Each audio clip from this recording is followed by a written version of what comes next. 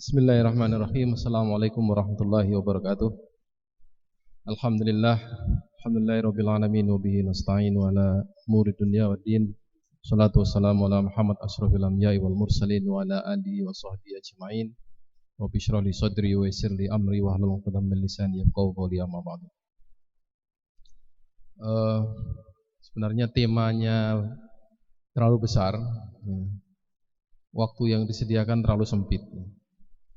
Kalau mau ini bisa 1 semester kita belajar peradaban Islam. Tapi kan saya tidak laku di sini ngajar, jadi dosen kalian. Kemudian berbicara ilmu aja sudah 1 semester kan? Apa itu ilmu? Sekarang membangun peradaban dengan ilmu. Nah, ini sebuah tema yang begitu besar, tetapi waktu yang begitu sempit. Dan mungkin juga audien yang sangat bervariasi di sini tidak memudahkan saya untuk menjelaskan sejelas-jelasnya. Apalagi ditambah lagi tantangan peradaban Islam. Itu saya workshop mengenai tantangan pemikiran Islam aja itu udah sampai ratusan kali ya. Itu belum selesai juga. Jadi sekarang antara negasi dan afirmasi itu tidak bisa disatukan. Jadi kalau Anda mengatakan itu salah ya, benarnya bagaimana? Itu satu sesi lagi. Makanya kalau saya mengkritik pasti akan ya ada yang mengatakan, bisanya kok ngeritik aja sih? Yang benar yang gimana? Nah, kita bicara yang benar aja itu sudah 1 sesi yang lain lagi. Dan untuk bisa mengkritik, apalagi pemikiran barat yang begitu sophisticated, itu tidak mudah. Memuji-muji barat itu mudah, tapi mengkritik enggak mudah. Nah, orang yang mengkritik barat itu tidak disukai oleh orang yang memuji-muji barat. Nah, di sini masalahnya. Akhirnya dicaci makilah orang yang mengkritik barat, itu termasuk saya. Nah, buku saya ini, Miskat ini, isinya memang mengkritik barat. Jadi kalau mau tahu di mana sebenarnya lemahnya barat itu di dalam buku ini sudah tersedia. Dan di situ komentar orang yang enggak suka itu begini. Buku ini, kalau baca buku ini, isinya Islam itu bagus sekali. Barat itu jelek sejelek-jeleknya. Ya memang sengaja begitu supaya orang Islam itu suka Islam, jangan suka barat. Ini maksud saya. Itu satu sisi. Jadi kalau Anda membaca buku ini kemudian Anda katakan ini bisanya ngeritik aja. Nanti akan terbit buku yang kedua isinya enggak ngeritik insyaallah. Jadi Islam itu apa dan lain sebagainya termasuk peradaban ini. Berbicara Islam sebagai peradaban, itu kita harus ambil akar katanya. Oke. Ya, akar kata adab itu, peradaban itu kan adab. Kata adab itu ternyata bukan sopan santun. Adab itu artinya ilmu. Makanya Al-Quran itu disebut dengan ma'dubah. Al-Quran itu ma'dubah. Ma'dubah itu apa? Makanan. Jadi kalau bicara kenduri ya ma'dubah. Al-ma'dubah musta'id. Al-ma'dubah jahiz fil madbah. Nah, ma'dubah itu makanan. Nah, sekarang bagaimana memahami Quran sebagai ma'dubah? Sebagai makanan, tentunya bagi orang yang awam kan udaranya kan makan aja kan. Bagi orang yang berpikir adalah makanan pemikiran. Jadi Quran itu adalah makanan pemikiran orang-orang yang berpikir. Makanya untuk ulul albab. Ya, untuk ulul albab itu orang yang berpikir. Itulah makanannya Al-Quran. Jadi kalau bicara peradaban itu, ada lagi terminologi yang cocok untuk membicarakan peradaban Islam, yaitu yang sering disebut dengan istilah tamaddun. Itu bahasa Melayu. Sudah cukup bagus, Mas. Jangan dirubah-rubah. Tamaddun itu dari kata madana. Nah, sekarang kita pahami dulu istilah ini ya. Islam sebagai din. Islam sebagai din ini ternyata mempunyai berbagai dimensi. Kalau sudah dikatakan al-yauma akmaltu lakum dinakum. sempurnalah agamamu. Wa raditu lakumul Islam din, Islam sebagai din. Kami ridhoi Islam sebagai din kamu. Nah, din di sini apa sebenarnya? Ternyata ada sebuah hadis. Mandana nafsahu robiha. Dana ya dinu itu berhutang. Nah, dana ya dinu dinun. Barang siapa menghutangkan dirinya, ia beruntung. Oh, berarti din itu dari kata-kata dainun. Dainun itu hutang. Nah, manusia itu dalam hidup beragama adalah berhutang kepada Allah. Dan dia harus membayar dengan jiwanya. Ayat Quran yang lain ternyata berbunyi mirip-mirip dengan hutang piutang, tapi dia jual beli. Sesungguhnya Allah membeli jiwa-jiwa mukmin itu dengan surga. Nanti utang piutang, beli membeli mirip lah ya. Jadi ternyata kita berislam itu adalah berhutang kepada Allah. Cuma enaknya kita sebagai orang yang berhutang itu tidak perlu membayar apa-apa, membayar dengan jiwa yang ketika datang kembali kepada Allah ata biqalbin salim. Datang kepada Allah itu dengan hati yang bersih seperti ketika dia dilahirkan oleh Tuhan dalam keadaan fitrah. Nah, di situ artinya beragama itu adalah mensucikan diri. Dengan berbagai macam ini. Namanya sholat itu tazkiyatun nafas, yang namanya siam tazkiyatun nafas, zakat tazkiyatun nafsi wal mal, haji tazkiyatun nafsi wal mali wal wal anfus. Jadi semua ibadah ini ternyata untuk mensucikan. Nah, di situ mensucikan diri adalah membayar hutang. Jadi kata-kata din itu dari kata dainun. Makanya ada istilah Allah itu disebut ad-dayan. Bahasa Arab itu. Nabi Muhammad disebut dayan. Ada bedanya ad-dayan dengan dayan. Yang memberi hutang. Dayan yang mengatur pembayaran hutang piutang. Jadi Nabi itu mengatur, ya, sebagai orang yang menjelaskan isi Al-Quran, adalah yang mengatur, penguasa yang mengatur hutang piutang. Nah, hukum yang mengatur apa? Al-Quran yang diturunkan, yang diwahyukan kepada Nabi. Nah, manusia Muslim adalah dain, yang berhutang. Dari kata dana ya dinu, dainun, ya, dinun dan lain sebagainya. Tahu-tahu Nabi ketika sebelum hijrah ke Madinah itu perintah kepada para sahabat, kota yang namanya Yasrib itu ganti dengan kata Madinah. Kata Madinah kalau dicari akarnya itu adalah dainun lagi. Dari kata-kata dainun. Nah, Madinah, ya, itu bisa jadi tempat di mana din itu dilaksanakan. Ya. Nah, akhirnya jadilah bahasa Arab itu, ini yang kuliah bahasa Arab. Kata Madinah menjadi kata kerja madana. Madana itu artinya berbudaya. Al-insanu madaniyun bitobni. Manusia itu menjadi beradab, civilized karena tradisinya, karena wataknya. Jadi madaniyun itu namanya civilized. Tapi masyarakat madani jangan diterjemahkan menjadi civil society. Itu menyesatkan itu. Karena civil society itu dalamnya ada sekularisme, ada liberalisme, ada pluralisme, ada kesetaraan gender dan lain sebagainya. Itu lain. Jadi kata-kata madani itu sebenarnya ada din di dalamnya. Nah, kata tamadun peradaban. Kata madaniyah peradaban. Makanya peradaban yang berbasiskan kepada din itu adalah tamadun atau madaniyah. Makanya di dalam kita beragama itu kita mempunyai aspek ini yang dalam bertadayun gitu ya. Mempunyai dayan, mempunyai hukumnya. Kita harus sadar bahwa kita ini diatur oleh sebuah aturan. Jadi jangan beragama itu sesuai dengan kreasi kita sebagai manusia. Nah, itu jadilah kebatinan itu.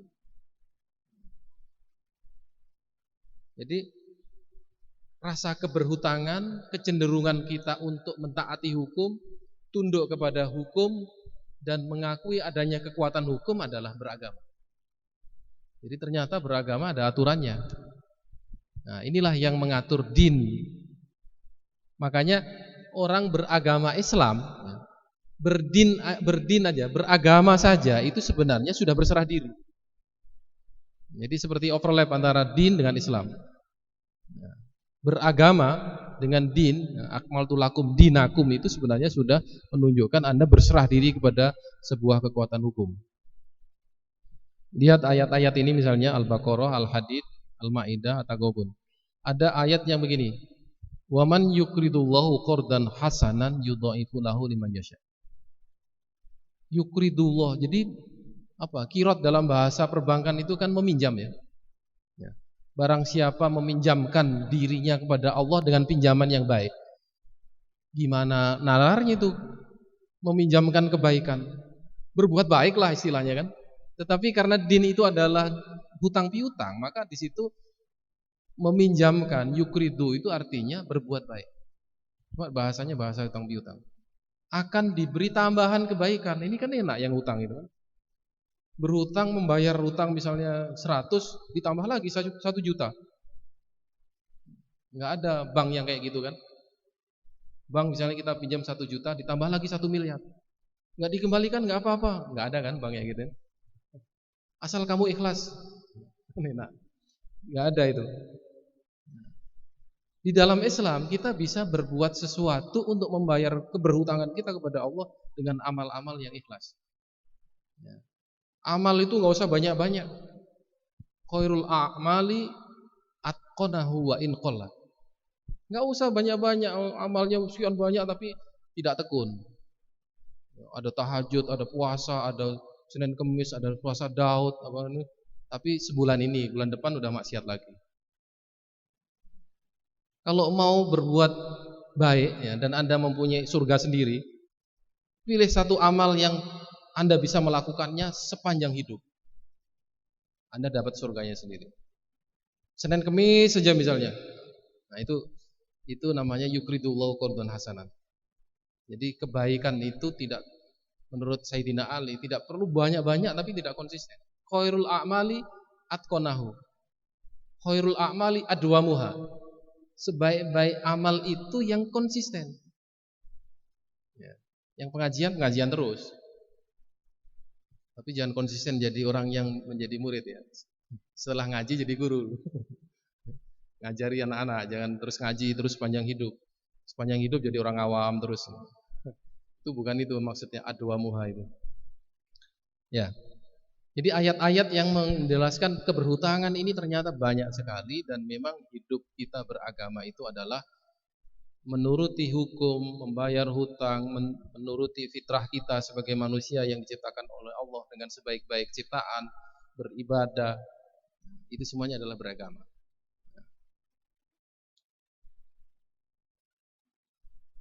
Nah, istilah-istilah di dalam peradaban lain, ada madaniyat itu di Turki, ada tamadun di Iran, ada istilah hadoroh dalam bahasa Arab, di bahasa Pakistan, Melayu, Malaysia, Indonesia ini istilah tamadun ini sangat populer ya.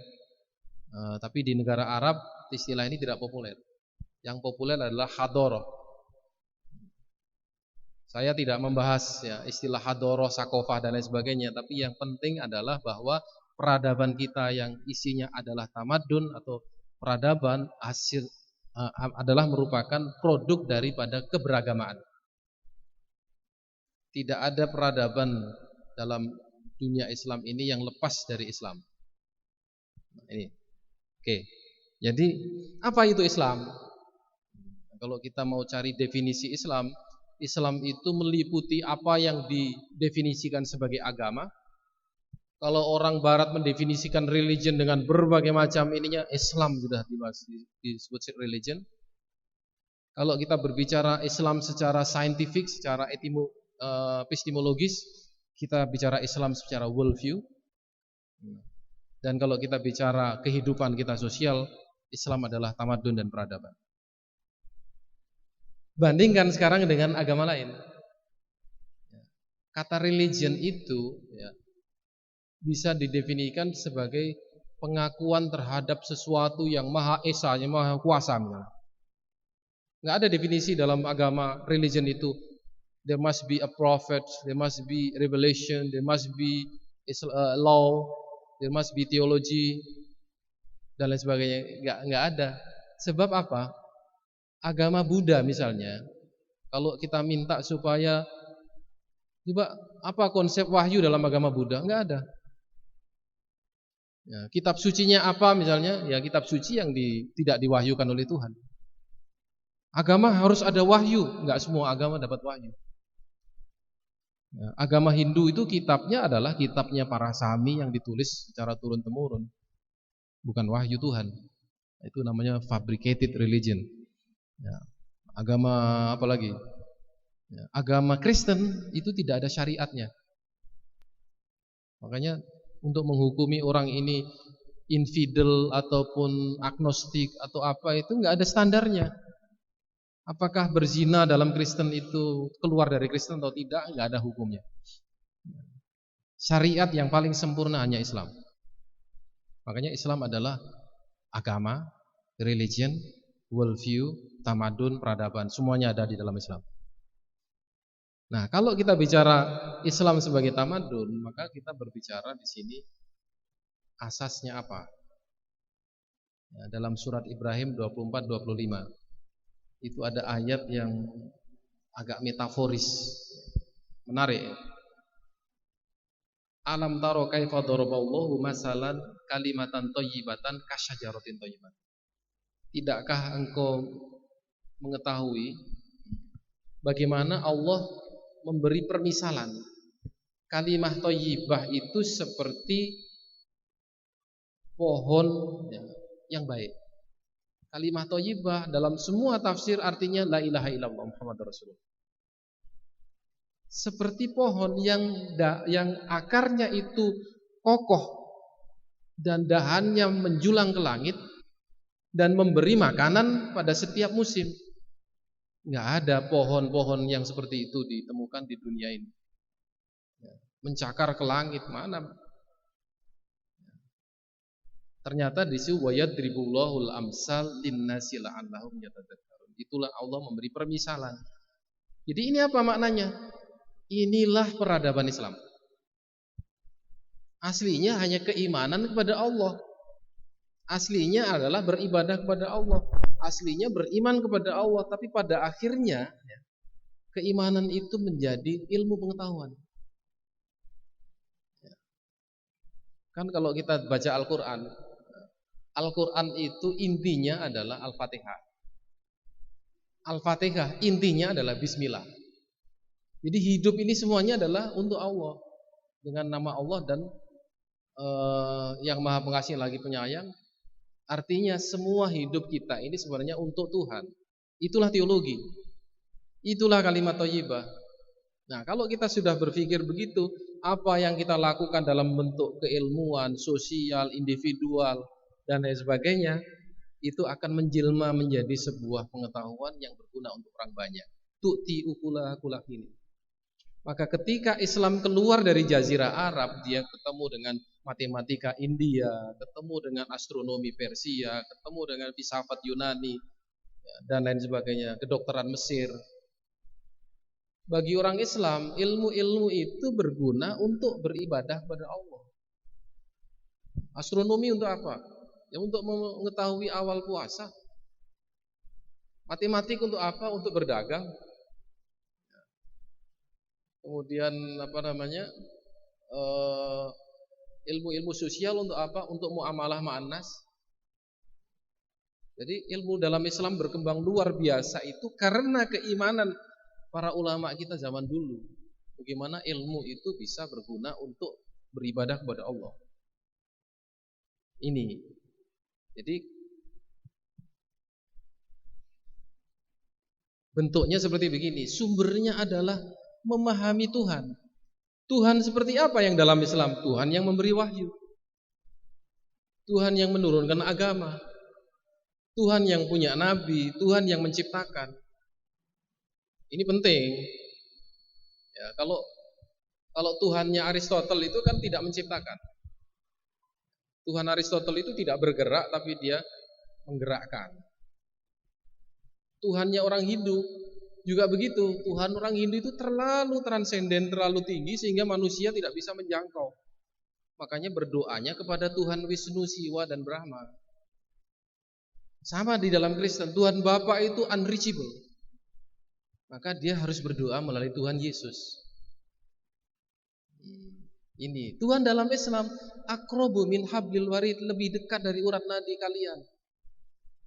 Bahkan tidak meminta pun Tuhan tahu apa yang ada dalam diri Anda. Kan itu Tuhannya. Nah, kalau Anda berdoa kepada Tuhan, Tuhan itu mendengar sebelum Anda berdoa. Nah, di situ Tuhan kita itu seperti begitu. Jangan kemudian menafsirkan Tuhan kita secara rasional. Coba Tuhan itu bisa nggak menjadikan saya kaya raya dalam sekejap mata? Saya sekarang cuma punya 100.000, bisa nggak bisa besok itu bisa 1 miliar? Nah, ini namanya Anda berpikir Tuhan seperti manusia. Cara Tuhan memberi kepada Anda itu tidak seperti yang Anda bayangkan. Anda harus paham ini. Saya sudah berdoa nih mati-matian, sudah puasa Senin Kamis, sudah tahajud. Minta pada Tuhan besok tahun depan kalau bisa dapat jodoh. Enggak dapat juga. Udah wisuda, udah ya kan? Udah wisuda, sudah lulus kumlot.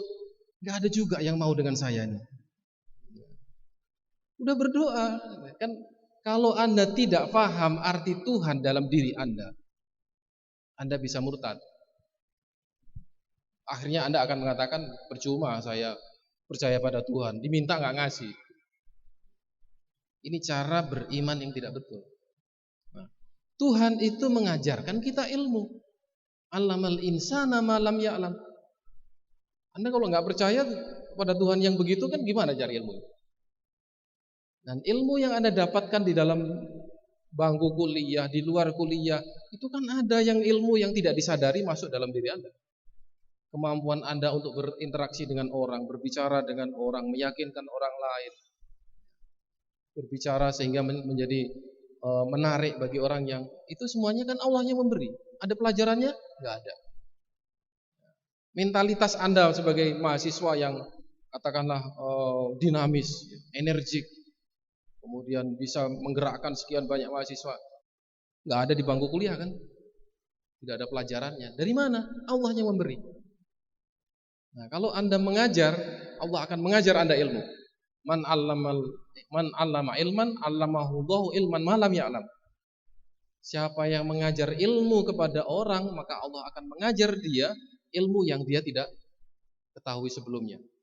Maka mengajarlah supaya Anda pintar. Coba logikanya kan enggak masuk kan? Supaya pintar kan belajar, kok mengajar? Itulah Islam. Semakin banyak Anda mengajar, semakin Anda pintar. Semakin Anda banyak sedekah, semakin kaya. Ini logika terbalik dari kehidupan yang materialistis. Semakin banyak Anda beribadah, semakin Anda ingin lebih banyak lagi. Itu Islam. Tidak akan kaya orang yang mencuri dan tidak akan miskin orang yang bersedekah. Itu Islam. Ini kayak begini-begini kan ilmu dari Tuhan kan. Itulah kalau kita beriman kepada Tuhan. Dari keimanan pada Tuhan itu ya, kita tahu arti dunia. Terus ya, banyak sekali yang diajarkan Tuhan kepada kita. Arti manusia, innal insana jazuan. Manusia itu berkeluh kesah. Innal insana lafi khusrin. Itu ajaran-ajaran seperti begini ini kayaknya biasa aja, tapi sebenarnya benar. Manusia ini isinya berkeluh kesah aja, sudah diberi kekayaan masih kurang lagi, diberi kenikmatan masih kurang lagi. Itu manusia. Kita pelajari sebenarnya bagaimana sih manusia itu. Ada ilmu manusia, ada ilmu nafas, nilai baik dan buruk kita diajarkan. Bahwa ternyata mencuri itu adalah sebuah kejahatan, berzina adalah kejahatan. Ya, menipu orang adalah kejahatan dan sebagainya. Islam yang mengajarkan. Ya, arti kehidupan, hidup ini apa? Ini semuanya adalah ilmu pengetahuan. Ilmu untuk hidup. Dari mana kita? Dari Tuhan. Dan Tuhan itu memberikan ilmu ini kepada para ulama kita yang terdahulu, sehingga dari Al-Quran yang bersifat umum itu menjadi hukum-hukum yang enak dipakai, yang jelas. Bagaimana hukumnya sholat? Di dalam Quran nggak ada petunjuk sholat 5 waktu itu. Kalau nggak ada hadis, nggak akan bisa kita sholat Jumatan. Nah, dijelaskanlah dalam bentuk hadis. Ilmu di dalam Quran itu ada 800 kata disebutkan, ilmu ulama dan lain sebagainya. Tapi definisi ilmu nggak ada dalam Quran itu. Ilmu adalah nggak ada. Siapa yang mendefinisikan? Para ulama. Arti Islam, arti iman, arti ihsan, arti takwa dari Quran menjadi hadis, hadis dari ulama, ulama mendefinisikan menjadi fikih dan lain sebagainya. Ada sebuah testimoni yang menarik ini. Jadi bagaimana Islam berkembang menjadi peradaban? Ya. Ini George Kneller ya, dalam Science as Human Endeavor. Ini sebuah pernyataan yang menurut saya tulus. Ya, kita ambil dari orientalis. Bala tentara Islam tidak berbekal apa-apa secara kultural selain kitab suci dan sunnah Nabi. Tapi karena inner dinamiknya maka ajaran Islam itu telah menjadi landasan pandangan hidup yang dinamis, yang kelak memberi manfaat untuk seluruh umat manusia. Ini kan terjemahan Ibrahim 24:25. Berdasarkan Quran. Quran intinya apa? Kalimah thayyibah. Quran dan hadis yang kemudian menjadi sebuah motor yang menjadikan orang Islam dinamis. Berpikir, menjadi pandangan hidup. Kelak memberi manfaat untuk seluruh umat manusia. Tu'ti ukulaha kulahinin, sama dengan tadi. Memberi makanan itu artinya memakmurkan. Ketika orang India itu masih gelap, masuk Islam di situ, berdiri kerajaan Mogol. Ya, ketika Persia masih gelap gulita menyembah api, masuk Islam, menjadilah Abbasiyah. Ketika Damaskus dikuasai oleh Romawi yang sudah sangat hegemonik terhadap kepada pemeluk-pemeluk Kristen, pada waktu Islam datang menyelamatkan. Itu dari sisi teologi. Ke dunia Melayu, orang Jawa dulu itu harinya cuma 5 hari itu seminggu. Begitu Islam datang ganti 7 hari, kan untung 2 hari kan. Itu Islam yang ngajarin. Hari misalnya, waktu. Ketika orang Jawa belum kenal Islam, waktu itu hanya 2, siang dan malam. Begitu Islam datang, waktu menjadi sangat sistematis. Subuh itu bangun pagi, mulai bekerja. Duhur istirahat. Asar bekerja. Maghrib mulainya malam hari. Enak kan? Waktu itu diatur sedemikian rupa. Islam itu. Nah, ini berkahnya Islam. Nah, kalau ingin tahu berkahnya Islam, terminologi di dalam bahasa Melayu ini dikuasai Islam sebenarnya. Kata ruh, kata roh, kata-kata hikmah, kemudian insan, adil, apalagi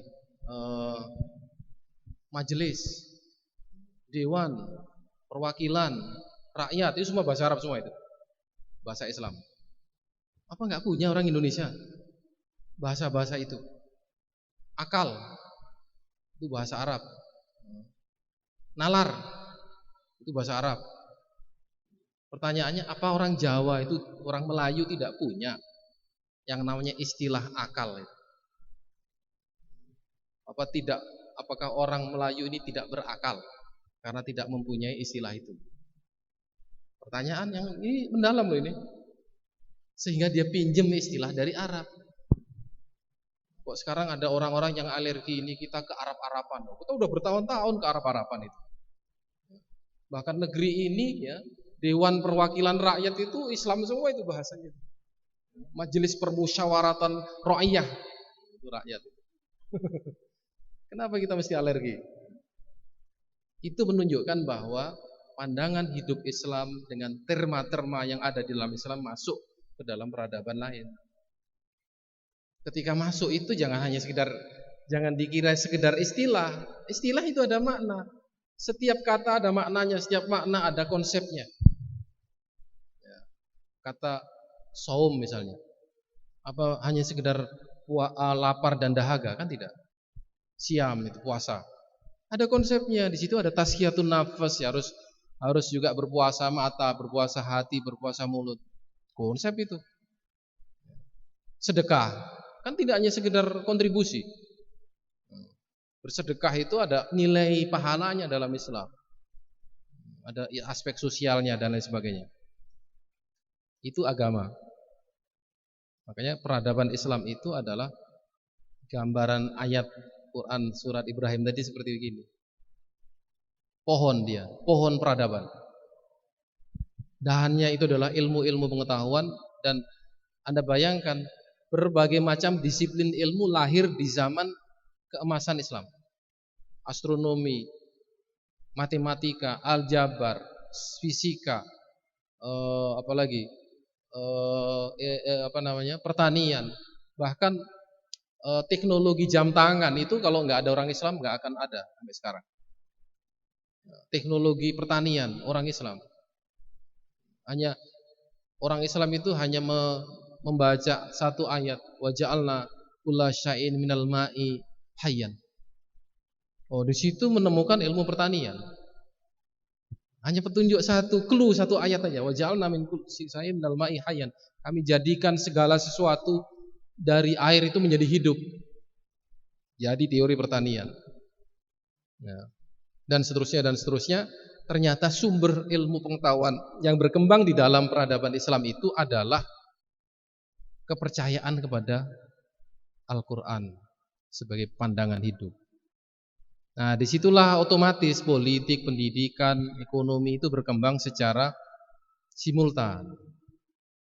Yang penting apa? Menjalankan Islam itu. Nah, karena Islam ini adalah agama yang menghargai ilmu, tidak ada kasus seperti Galileo, Kopernikus yang dimusuhi oleh gereja karena menemukan penemuan sains yang bertentangan dengan doktrin gereja. Nggak ada ceritanya Islam itu.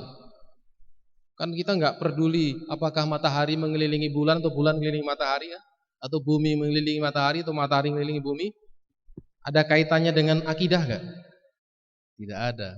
Tapi dalam Kristen menentang teologi gereja. Nah, di sini karena Kristen memang tidak mempunyai epistemologi. Nah, itu masalahnya. Prinsip ilmunya tidak ada.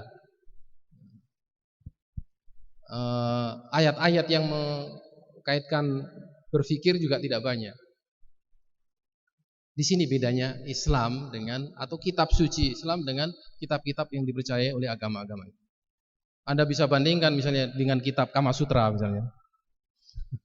Quran dengan Kama Sutra itu kitab terporno di dunia itu. Namanya kitab Kama Sutra. Quran adalah kitab yang isinya adalah sains, adalah ilmu. Jadi berkembangnya Islam gara-gara kitab suci Al-Quran. Tidak ada kitab suci yang melahirkan disiplin ilmu. Tafsir, hadis, fikih, faraid, nahwu, shorof, balaghah. Ilmu ini kalau nggak ada Quran nggak akan jadi. Ada kitab suci yang lain? Nah, dari situ termasuk ilmu fisika yang kemudian berkembang setelah ilmu-ilmu ini, ilmu filsafat, itu semuanya ada dasarnya di dalam Al-Quran. Nah, di sini peradaban kita ini testimoni lagi. Ya. Tahun 732 kekuasaan dan peradaban baru didirikan dan disusun sesuai dengan agama yang diwahyukan kepada Muhammad, yaitu Islam. Jadi peradaban dulu yang dibangun Abbasiyah, Umayyah, itu disusun berdasarkan kepada wahyu, berarti Quran. Yang berkembang seluas Asia Tengah, anak benua India hingga Spanyol dan Piraeus. Itu mendekati Prancis. Ya, dengan munculnya peradaban Islam ini menarik. Mesir dapat dipersatukan secara politis, administratif dan ekonomi dengan Persia. Padahal Persia dengan Romawi itu perang nggak pernah habis-habisnya. Mesir dengan Persia nggak ketemu. Jadi dulu sudah ada timur dan barat itu. Timur adalah Persia, barat adalah Romawi. Ya. Begitu Islam datang, kedua peradaban itu bisa disatukan. Islam di Persia, Islam di Spanyol, ya. Islam di Mesir, semuanya menjadi bagian daripada Daulah Abbasiyah. Luar biasa kan? Apa itu uniting force-nya itu? Iman pada Tuhan, kalimah thayyibah. Nah, sekarang rahasianya di sini, ya. Di mana buktinya bahwa Islam adalah peradabannya peradaban ilmu. Ini saja dari kata ayat pertama yang turun, Iqra bismi rabbika, berarti antara ilmu dengan teologi tidak bisa dipisahkan. Iqra di sini adalah membaca. Membaca di situ tidak berarti membaca sebuah tulisan, tapi membaca realitas. Ada lagi, rasionalitas dan spiritualitas dalam Islam tidak boleh dipisahkan. Alladzina yadhkurun, berzikir kepada Allah kan dengan hati kan. Wa yatafakkarun fi khalqis samawat, berakhir dengan Rabbana ma khalaqta hadza batila subhanaka faqina adzabannar, artinya beriman kepada Allah. Jadi orang yang berpikir mengenai penciptaan langit dan bumi dan sekaligus dia mengingat Allah atau mengakui bahwa ini adalah ciptaan Allah, maka dia akan berakhir dengan Rabbana ma khalaqta hadza batila. Ada yang menafsirkan lagi begini, berakhir dengan sebuah pemikiran teknologi. Bahwa ini semuanya bisa dijadikan sarana untuk menciptakan teknologi.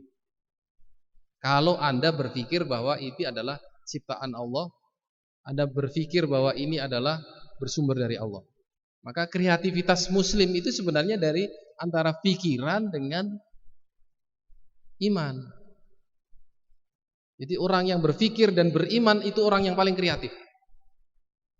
Dan kreativitasnya akan bermanfaat untuk orang yang sebanyak-banyaknya. Alat berpikir bagi seorang muslim bukan reason saja. Ya. Kulubun la yafqahuna biha. Kulubun itu hati. Hati kok untuk memahami, berarti hati dengan akal nggak ada bedanya. Di sini sebenarnya, kalau kita disuruh menunjukkan di mana sih hati itu, hati itu yang di sini. Orang dioperasi hatinya, kok tetap muslim? Cak Nur itu kan dioperasi hatinya kan, kok nggak jadi orang Cina itu hatinya? Ternyata bukan itu. Ya, hati itu bukan seperti hati yang seperti yang fisik ya. Hati kolbun dalam pengertian ini adalah hati yang metafisik. Jadi orang itu ternyata berpikir dengan hatinya dan akalnya dengan alat yang sama. Kadang-kadang disebut dengan nafas. Kolbun, aklun, nafsun. Kadang-kadang dibuat sama. Nah, ini sebenarnya entitasnya satu, fungsinya beda-beda. Ternyata orang berpikir dengan akalnya, orang beriman juga dengan akalnya. Ad-dinu aklun la dina liman la aqla lahu. Loh.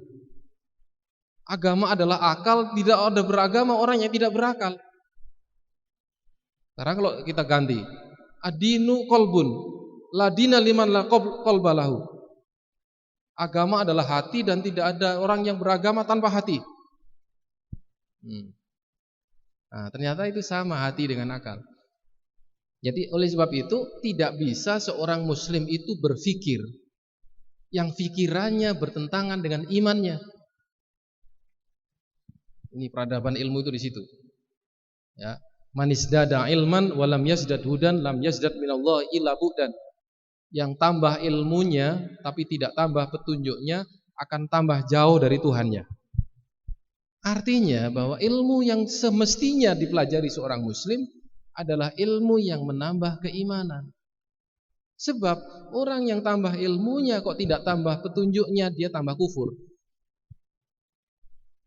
Ini Islam. Jadi ternyata tempatnya ilmu di dalam Islam itu ada di dalam hati, qalb. Tempatnya iman juga di situ. Maka di dalam Islam seorang yang alim, alim itu pasti berakhlak. Tetapi di negara barat, saintis belum tentu alim. Maka ilmu dalam Islam tidak bisa diterjemahkan menjadi pengetahuan, menjadi sains, atau menjadi teknologi atau apa. Ilmu di dalamnya ada dimensi iman. Maka orang yang alim dalam Islam tidak pernah berbuat maksiat.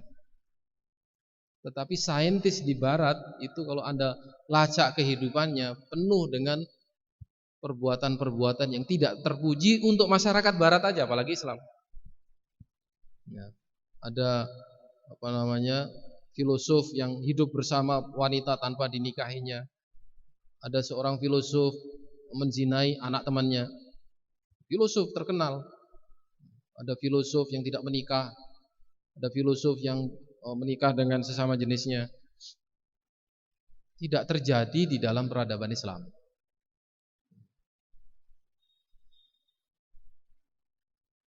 Maka bagaimana seharusnya seorang muslim dan yang sudah terjadi memandang dunia ini, memandang realitas. Ya, karena muslim itu mengenal Tuhan dan tahu Tuhannya seperti apa, mempunyai ilmu yang ada imannya, tahu arti hidup, tahu arti apa manusia, arti moralitas, ukhuwah, jihad, alam semesta dan lain sebagainya dalam Quran itu. Ketika dia melihat realitas, dia berbeda dengan orang yang tidak ada konsep mengenai itu. Di barat itu yang namanya pernikahan itu tidak bertahan lama. Karena nikah di situ bukan misakon golido seperti dalam Islam. Pernikahan itu adalah sebuah komunitas untuk hidup bersama, memelihara anak dan lain sebagainya. Memelihara anak kan nggak mudah. Repot, kemudian tidak ada, memerlukan biaya yang mahal, harus mengantar ke sekolah, belum kalau anaknya nakal. Makanya perkawinan di barat itu banyak yang bubar gara-gara dia tidak tahu apa arti perkawinan. Bagi seorang muslim, perkawinan adalah sebuah ibadah. Kalau dia bisa melewati onak dan duri perkawinan dengan segala macam itunya, dia mendapatkan pahala yang lebih tinggi lagi. Kan gitu. Orang yang sakit-sakitan selama hidupnya ternyata surganya lebih mudah daripada orang yang sehat terus-menerus tapi maksiat juga terus-menerus. Ternyata sakit di dunia itu jangan dikira itu ketidakadilan Tuhan. Jadi masyakoh di dalam hidup itu ujian. Dan Allah tidak akan memberikan apa-apa kelebihan berkah nikmat kecuali diuji dulu dengan kesulitan kan. Inna ma'al usri yusra.